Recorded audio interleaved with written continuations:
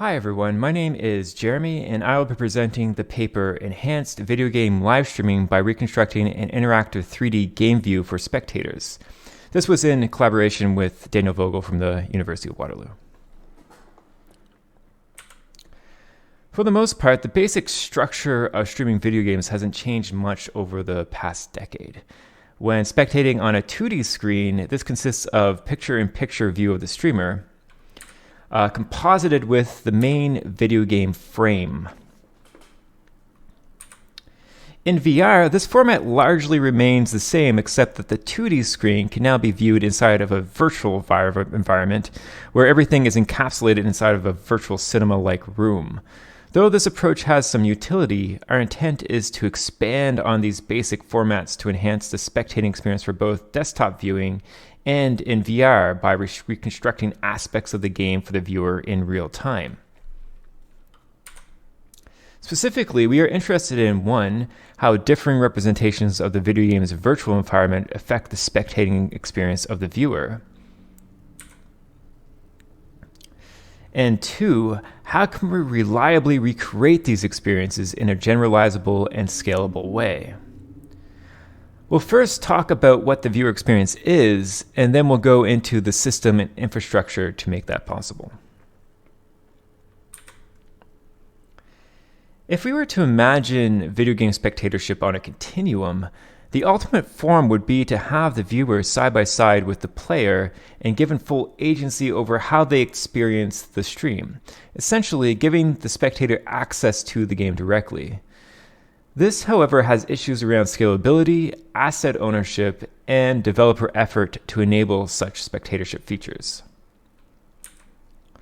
On the other end of the continuum is spectating a 2D rendering of the video game in screen space, which is scalable, generalizable, and is the most prominent mode of spectatorship today, as we just saw at the beginning of this presentation. In between these two extremes are intermediary states of spectatorship that utilize more data from the video game in different ways. This includes volumetric space that utilize 2D and depth data from the game, and world space that utilize the depth, matrix, and geometry data extracted from the game. These are the ones that we are interested in evaluating against the baseline screen space representation. Both of these are intended to be more immersively engaging than screen space, but with its generalizability and scalability intact. Looking from the user's point of view in VR, experiencing each of these levels, in screen space, the user is watching the video game stream in a theater-like space on a 2D screen, which is similar to consumer products like big screen VR. For volumetric space, the 2D view is now projected out into the environment. This creates a 3D effect, giving the spectator a new sense of immersion that the 2D plane in screen space cannot communicate, essentially rendering similar to a 3D movie experience.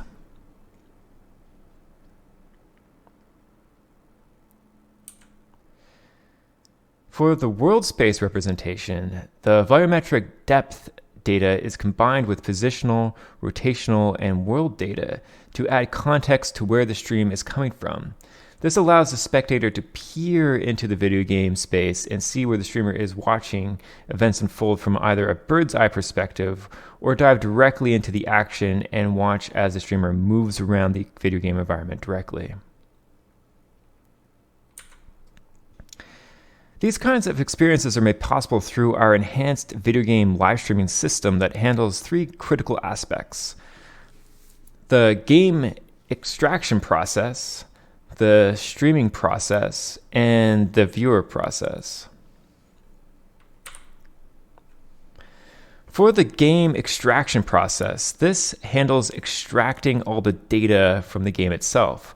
We do this by intercepting calls to the GPU that pass through the DirectX graphics infrastructure interface. This provides us with the ability to then intercept the RGB, depth, view, and projection matrix data we need to recreate the experiences across our design space.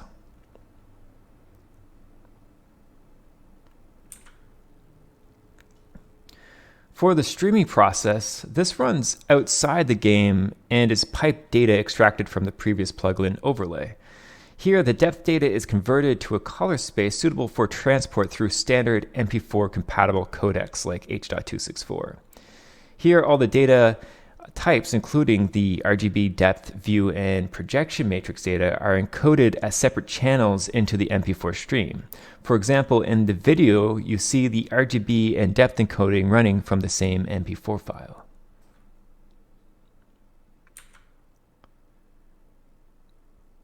Finally, the viewer process runs only on the spectator's computer.